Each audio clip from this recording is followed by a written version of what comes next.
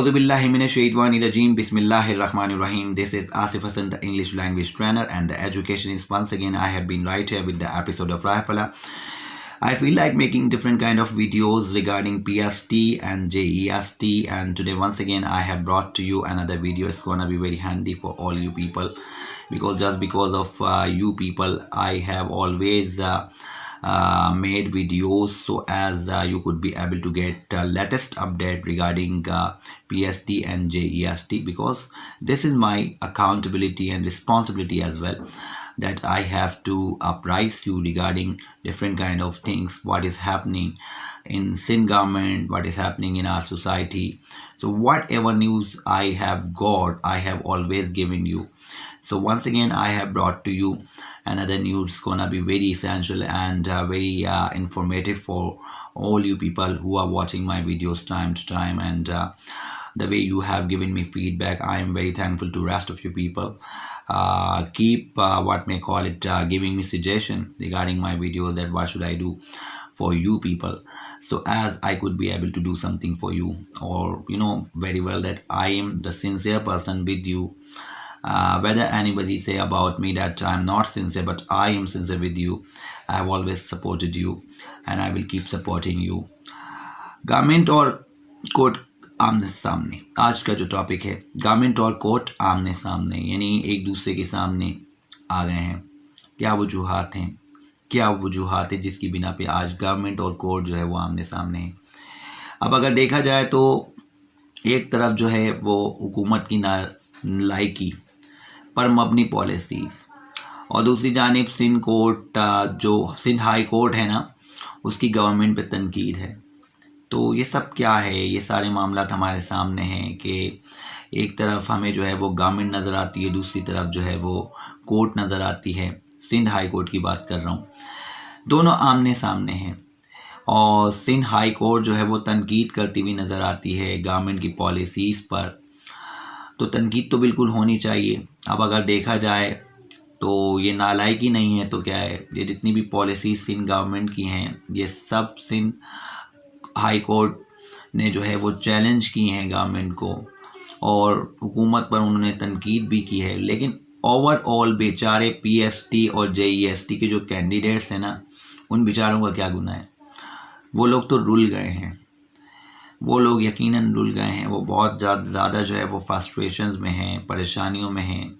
उनका जो आलम है वो हम ही जान सकते हैं। जिस तरह के मुझे कमेंट्स आते हैं, मुझे आइडिया हो जाता है कि कितने डिसअपॉइंटेड हैं कैंडिडेट्स, चाहे वो PST के हों या JEST के हों, और जिन्होंने पास किया ख़ास तौर से वो भी बहुत ज़्यादा महरूमियों में हैं, बहुत ही ज़्यादा तकलीफ़ों का शिकार हैं, क्योंकि उनके कमेंट्स भी मेरे पास आ रहे होते हैं।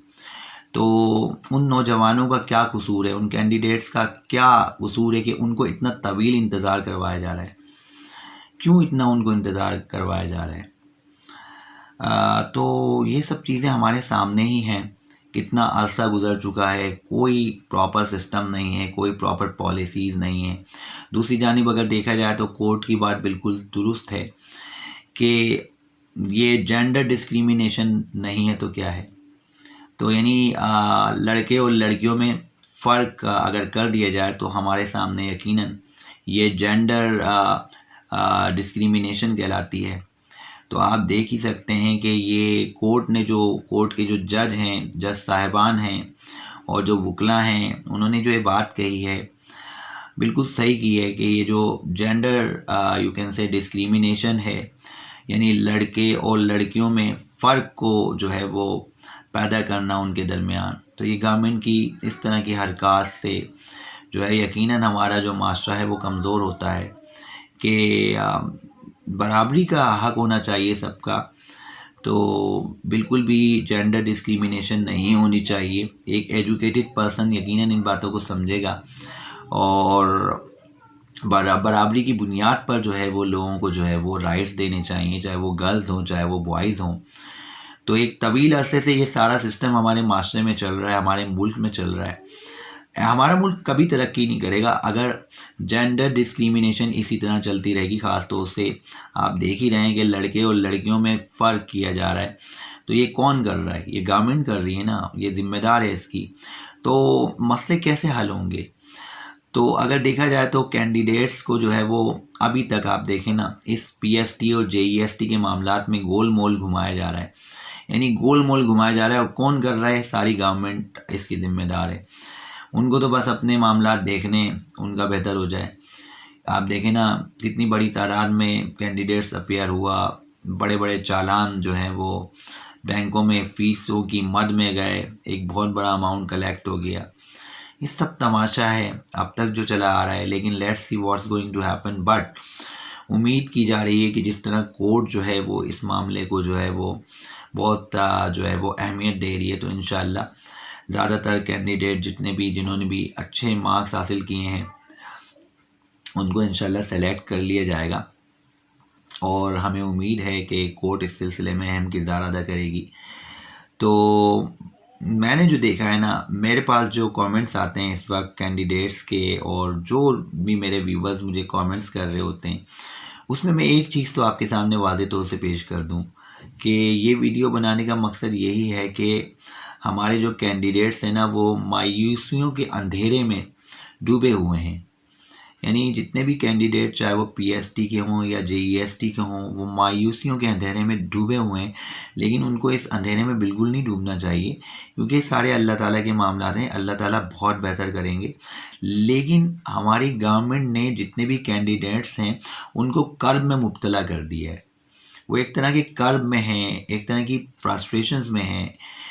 اس طرح کے جھانسے دینا، اس طرح کی چیزیں بتانا کہ یہ ہو جائے گا، وہ ہو جائے گا، اور 33 سے لے کر جتنے بھی آگے تک کے کینڈیڈیٹس ہیں وہ پاس آؤٹ کر دی جائیں گے۔ تو اب دیکھیں نا، اب تک تو معاملات جو ہے وہ کوئی سامنے ہی نہیں آ رہے ہیں، تو یہ سب چیزیں ہمارے سامنے ہیں، کس طرح کی سلیکشن ہے، کس طرح سے سلیکٹ کیا جا رہا ہے۔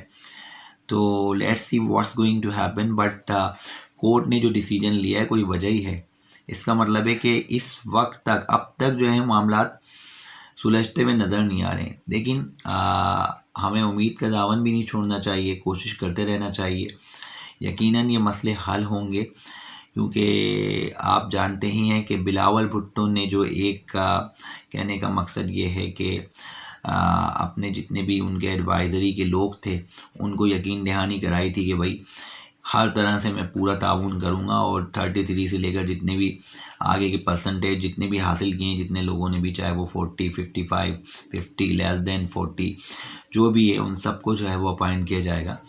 تو یہ جتنے بھی اسٹوڈنٹ ہیں ان کے لیے بہت زیادہ کہنے کا مقصد یہ ہے، ایک آکسیجن کا کام کر رہا ہے۔ اور اس وقت بھی میں یہی کہوں گا کہ انہوں نے جو بات کی ہے وہ اپنے ووٹ بینک کو مضبوط کرنے کے لیے کہی ہے، تو انشاءاللہ امیدیں ہمیں بالکل پازیٹیو رکھنی چاہیے، لیکن لازمیت ہے ان چیزوں میں تھوڑا وقت ضرور لگتا ہے۔ یہ پروسیس جو ہے وہ انشاءاللہ کمپلیٹ ہو جائے گا۔ آپ جتنے بھی لوگ ہیں فکر نہ کریں، اور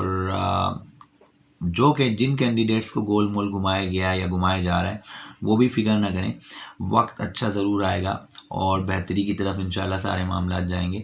ایک میرے ویور ہیں، انہوں نے میرے کامنٹس کو بہت لائک کیا، خاص طور سے شاہ رخ نام ہے ان کا، اور خاص طور سے انہوں نے مجھے کامنٹس کیا کہ ان کو میری ویڈیو بہت زیادہ پسند ہے اور وہ مجھ سے پرسنلی ملنا بھی چاہتے ہیں۔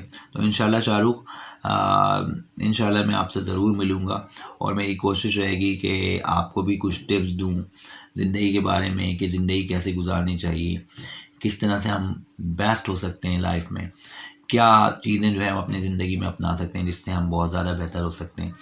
تو انشاءاللہ ہمیں جو ہے وہ ایک دوسرے کے لیے دعائیں ضرور کرنی چاہیے، امید کا دامن جو ہے وہ چھوڑنا نہیں چاہیے، اور کوشش کرتے رہنا چاہیے۔ اس کے ساتھ ہی میں اپنی ویڈیو میں آپ کو جو ہے وہ اللہ حافظ کہنا چاہوں گا، اور نیکسٹ ویڈیو تک کے لیے اجازت دیجیے گا۔ اللہ حافظ۔